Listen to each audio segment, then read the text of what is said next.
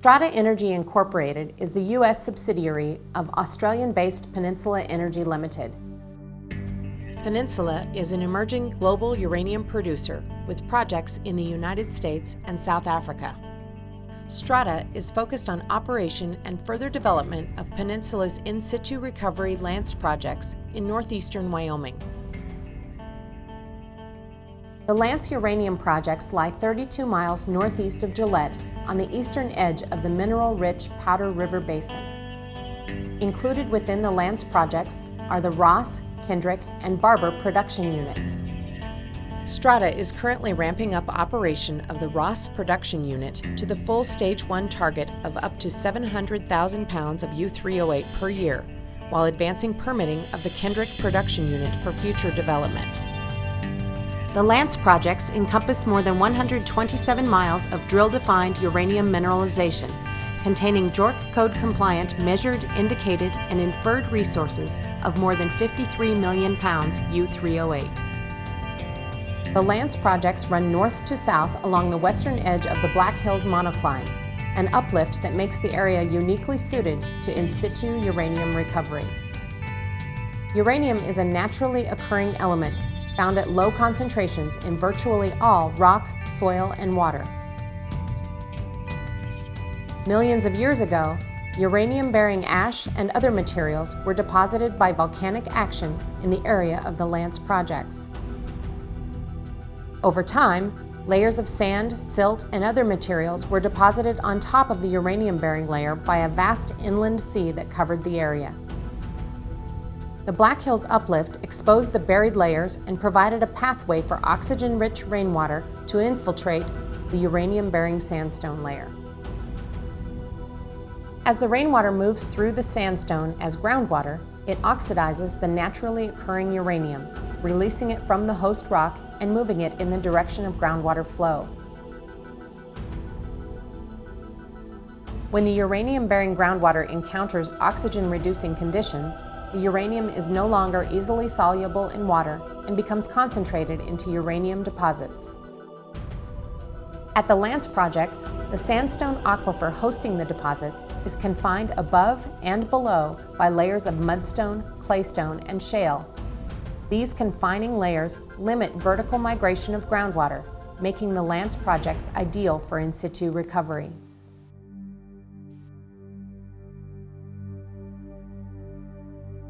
In in-situ recovery, a pattern of injection and recovery wells is installed in the deposit.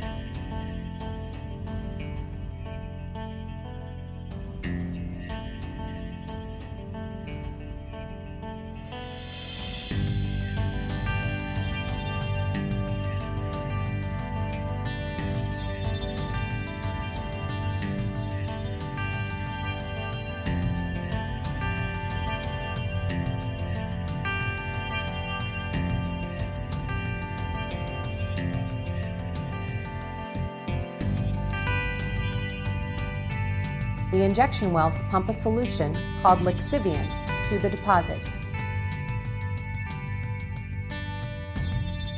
In the case of the Ross project, the lixiviant will be made up of natural groundwater mixed with oxygen and sodium bicarbonate.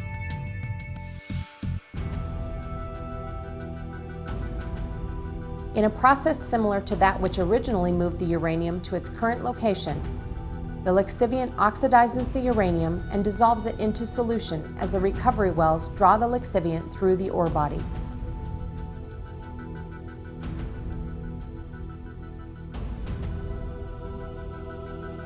The recovery wells withdraw slightly more water from the aquifer than the injection wells put in, creating a net withdrawal, or bleed, from the aquifer.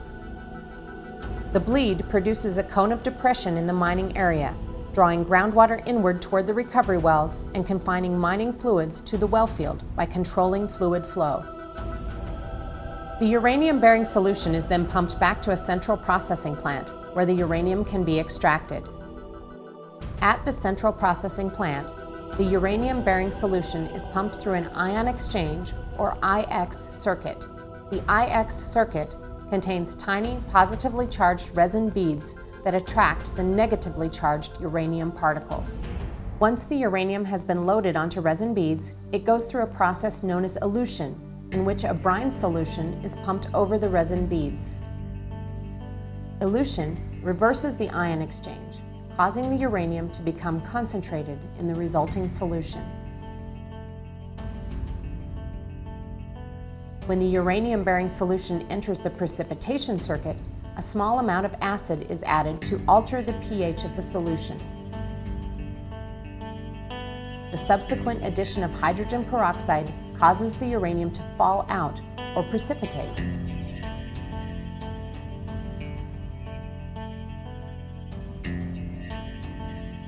The resulting uranium slurry is dewatered and sent through a dryer, where it comes out as uranium oxide powder, more commonly known as yellow cake. The yellow cake is packed into 55-gallon drums and shipped to a conversion facility, where it will be further refined for use in the nuclear energy industry.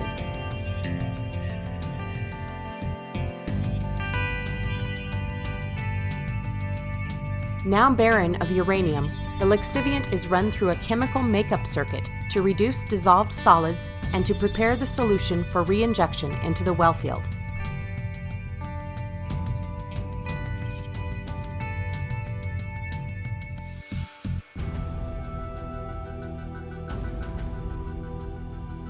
In order to guard against migration of mining solutions outside the mining area, the entire wellfield is surrounded by a series of perimeter monitor wells. These wells monitor water quality and pressure in the host aquifer, as well as in the aquifers located above and below the confining layers. These perimeter wells are monitored every 2 weeks for mining solutions and mobilized minerals. If monitoring wells detect any of these substances, wellfield operators can alter the injection and extraction rates of nearby wells by slowing or even stopping the rate of injection, drawing fluids back and ensuring the mining solutions remain in the designated mining area. Once uranium recovery operations are completed, the aquifer is restored to its pre-mining class of use. Monitoring of the mined aquifer and the adjacent aquifers continues for a period of 12 months after the aquifer is deemed restored. The wells are then plugged and sealed to prevent future migration between aquifers, and the surface area is reclaimed using native vegetation.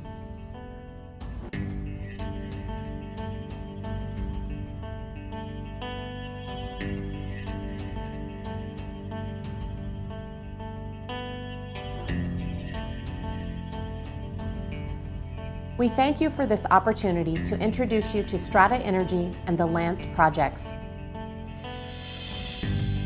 If you would like more information or wish to schedule a presentation for your organization, community, or school, please contact us.